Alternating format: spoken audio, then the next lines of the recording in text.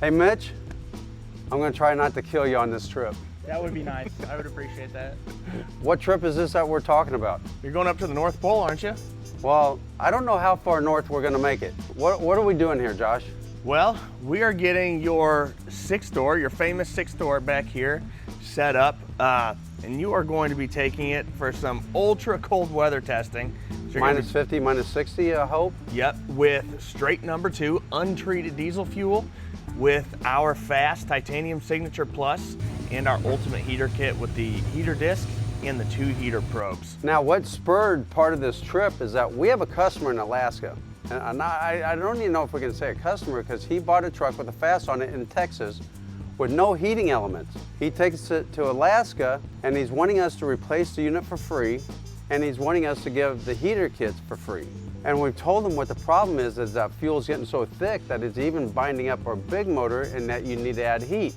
And he doesn't want to think that it's bad, but he's told us on the phone in the recording that he actually took it to a shop, let it warm up, and it runs fine. And not only that, he's also shot a picture on his social media because he's bad-mouthing us, and he shows a box under the FASS with the hairdryer aiming up, with the hairdryer plugged in, heating the filters. That's what our heater kit does. Yes, it does. But going down the road. Right. Automatically. Yes. So that's what spurred a lot of this right here. And I also wanted to see how cold we could go with straight number 2 fuel. He's running blended, I hope. We don't know. You know what? We don't know what he's running. It's very true. It's very true. So that's the great thing about a FASS. You can go to a fill-up, put in crappy fuel, and that crappy fuel is going to be protected from getting to your injection system by a FASS system. You can also go in and you have the heaters, so if it's not blended fuel, if we shut down, you would have shut down long before a FASS system.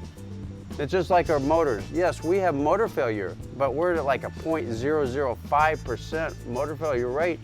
And if you have a failure with us, chances are you'd have a failure with the OEM pump over us by far. I mean, OEM pumps don't last over 1 million miles. Absolutely not.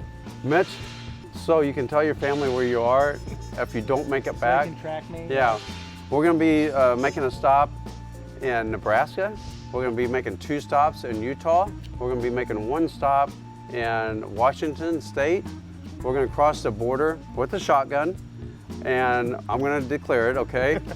And then we're gonna go up to Grand Prairie, and we're gonna stop by and see gridiron bumpers. And then we're gonna keep driving north. And I haven't plotted out, but how far north? Let's see how far north we can go. It's Christmas time, but so Santa's gonna be tired from getting back from Christmas. He's gonna be coming back, yeah. Yes. So, Josh, what have we done to prepare this truck?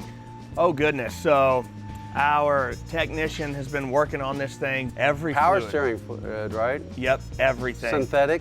Yep, synthetic fluids and a engine oil that's going to be rated for those ultra cold starts, because that is even windshield washer fluid. Windshield washer fluid. I just mentioned something, maybe straight methanol for those temperatures.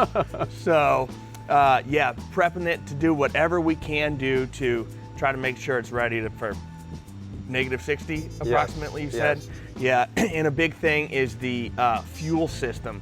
So we are putting 3 100-gallon fuel tanks in the bed of this thing, so that way when they leave, they can have plenty of untreated number 2 fuel from here in Missouri and take that with them, so that way when they get way north, they're not going to be getting any of the treated fuel that you're going to be purchasing, that you would be purchasing up there otherwise. When I do burn through 1 tank of straight number 2 though, I'm going to refill that tank with treated fuel.